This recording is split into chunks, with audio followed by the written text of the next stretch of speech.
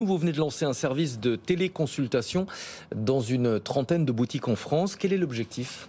L'objectif, c'est de faciliter l'accès aux soins aux Français. On a fait une constatation il y a un peu plus de 3 ans. Nous avons commencé à travailler sur ce service.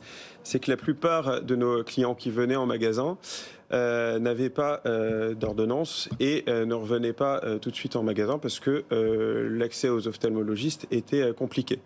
Donc on a ciblé des zones de déserts médicaux, c'est-à-dire des zones où l'accès aux ophtalmos est plutôt difficile, où en général il faut attendre entre 3 et 6 mois pour pouvoir accéder aux ophtalmos. Et donc nous avons décidé de lancer ce service qui consiste à faire une véritable téléconsultation dans une zone dédiée du magasin qui permet aux clients de voir l'ophtalmologiste. Ça va exister dans une trentaine de boutiques. C'est comme ça que vous avez travaillé. Vous avez pris la carte de France, vous avez regardé où c'était difficile et vous avez dit telle boutique, c'est celle-là qu'on cible.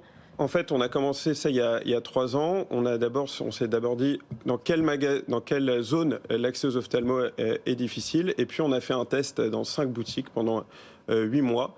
On a fait un peu plus de 2000 téléconsultations dans ces magasins. Et puis le résultat était dithyrambique, que ce soit au niveau des clients qui avaient effectivement directement accès aux ophtalmos, des ophtalmologistes aussi qui ont fait ce service, et puis de la part de nos franchisés qui étaient effectivement très heureux. Donc tout ça, ça nous a encouragés à déployer de manière un peu plus importante. Et aujourd'hui, nous avons à peu près 200 magasins qui sont dans ces zones de déserts médicaux. Potentiellement, ça pourrait concerner 200 magasins?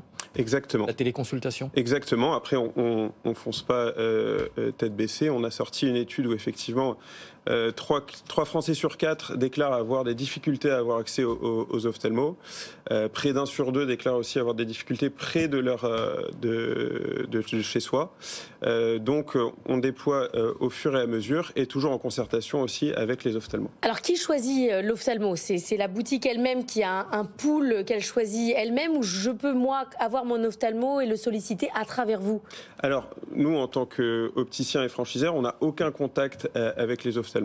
C'est en fait notre prestataire qui fournit la technologie. Donc ça fonctionne via une borne qui permet de faire une visio entre le client et l'ophtalmologiste. Et c'est notre prestataire qui s'occupe justement de recruter tous les ophtalmos.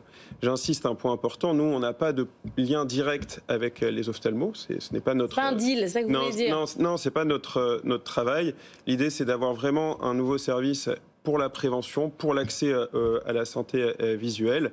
Et notre prestataire s'occupe justement d'avoir ce pool d'ophtalmos. Comment est-ce que vous garantissez l'indépendance du patient une fois qu'il a fait sa téléconsultation dans vos locaux? Est-ce qu'il est libre de choisir son opticien en toute indépendance? Bien sûr, et c'est d'ailleurs très important que dans le parcours, on fait vraiment la différence entre le client qui rentre dans le magasin et le patient qui fait sa téléconsultation.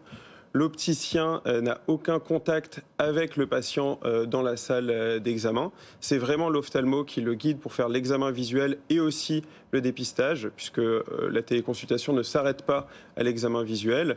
Mais on a mis de manière obligatoire un machine de dépistage qui permet notamment de détecter des possibles pathologies.